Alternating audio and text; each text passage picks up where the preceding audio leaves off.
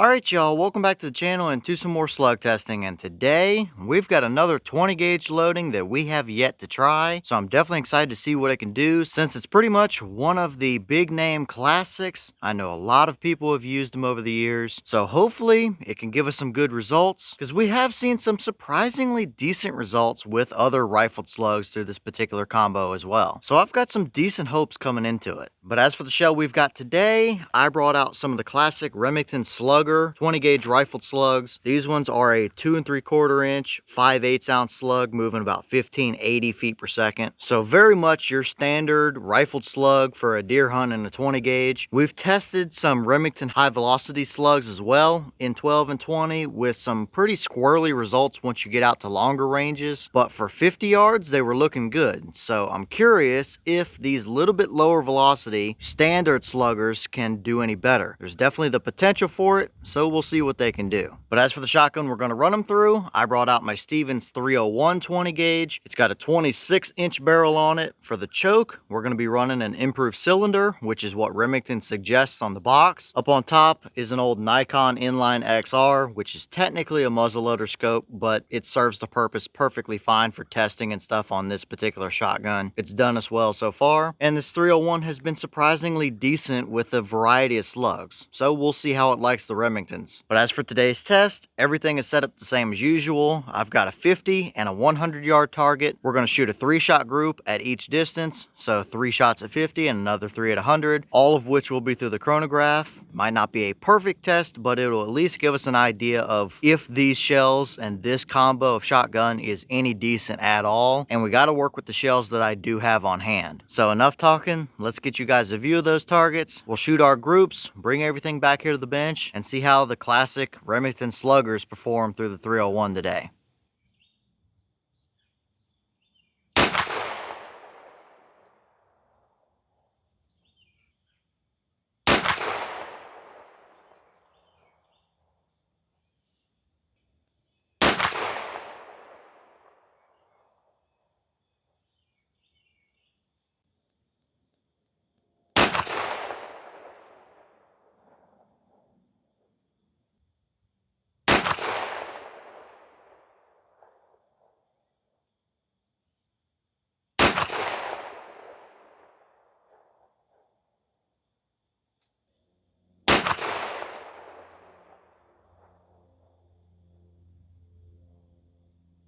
Alright, so let's take a quick peek through our chrono numbers before we go look at our target. The boss claim is 1580, and we were bouncing all around that number. So we're definitely seeing what the boss claim we should be. Our high was 1611, the low was 1570. That gave us an average of 1592, so 12 feet per second above the box claim from our 26-inch barrel, with an extreme spread of 41 and a standard deviation of 14. So at an average of 1592, we're just a little bit above that boss claim, so that's always nice to see from our 26-inch barrel, considering the factory probably tested it through something longer, I would have imagined anyway. But of course, here are your energy numbers for a 5/8 ounce slug at 1592. That's plenty good enough for your average deer hunt scenario or whatever the case would be. So looking good here, nothing I'm concerned about, but let's look at our target and see what we got for accuracy.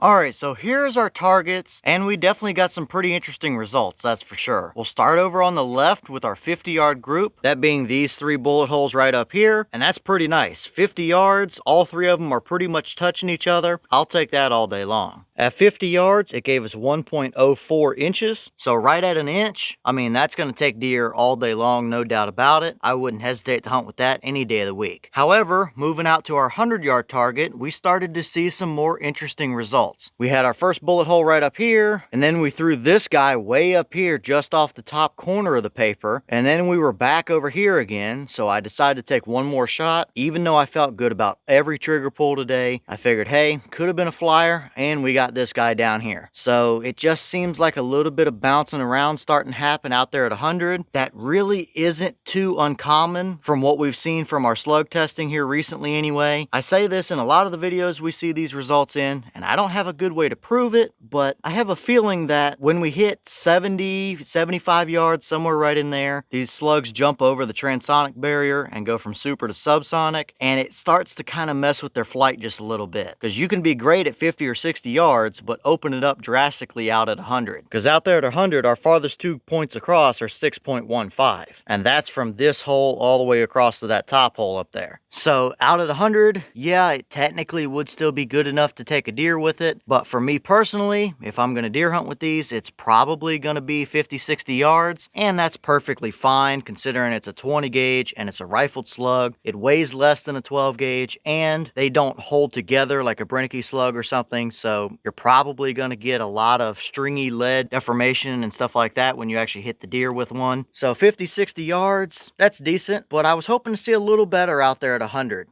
Alright, well, what do y'all think about that combo right there? It was showing some good signs out at 50 yards. I was definitely liking what I was seeing there, but out at 100, it kind of did the same pretty common thing with slugs, especially in 20 gauge it seems, where somewhere between 50 and 100, I would guess 70 to 75 yards, is probably about where they start to go subsonic, and I really think that transition messes with our accuracy some. We've seen some slugs that are great and carry a 2 to 3 inch group all the way out there to 100, and other ones just start to float it, because we had 2 that were very close at 100 and then we kind of strung the other 2 out. I felt good about all the trigger pulls, the scope and the rings and everything else are just fine on that shotgun, so nothing to be concerned with there. Hardly any wind, if any at all, here today, so that's just the way these perform, at least through this combination. So now maybe we should run them through a rifled choke and see what they can give us through that combination. That might be just enough to tune them in a little bit out there towards 100, I don't know. But leave all your thoughts down below. Is it about what you expected to see? Were you a little surprised one way or the other? Have you ever tested any of these 20 gauge Remington Sluggers? And if so, what kind of results have you seen from them? Is that a combo you would hunt with? Would you keep it to 50, 60 yards? Or would you still stretch it out to 100? And what other combos do you want to see us run when it comes to slugs? Different shells, different chokes, different shotguns, whatever the case would be. Let me know all that down below. But with that being said, I've got some more testing to get done for you guys, so I'm going to get back to it. As always, we have the channel Instagram as well as the mailbox where you can send stuff if you'd like. All that information will be in the description if you're interested in it, but I'm going to get back to it, so I'll see y'all in the next one.